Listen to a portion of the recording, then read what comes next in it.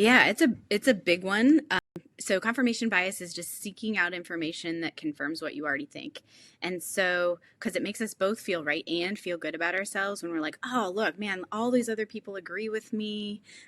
And so it leads to kind of a leads to division because it really keeps you in the same thought bubbles that you've already been in because you're just wanting to see a regurgitation and revisiting of things that you already believe.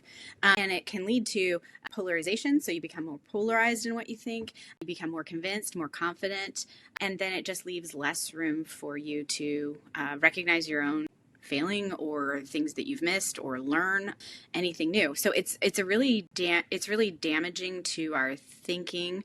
But I do think, I mean, there are ways to overcome it, which are really just exposing yourself to other ideas, which isn't really that mind blowing. But just trying to, yeah, right, because you don't want, because you don't want to, because it's unpleasant. But I think paying attention to the opposite news source, I think that's a really useful thing. News sources you don't usually pay attention to those. Having friendships across difference is really important for that.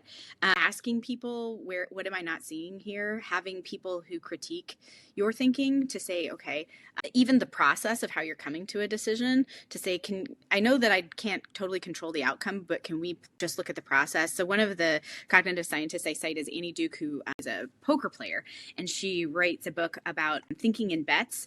And part of what she does to get better as a poker player is she doesn't tell you what the outcome of the hand is. She's showing you what the hand was, and then she has her kind of outside group critique the process, because there's another cognitive bias called outcome bias, whereas we judge the quality of someone's decision-making process based on how well it went at the end.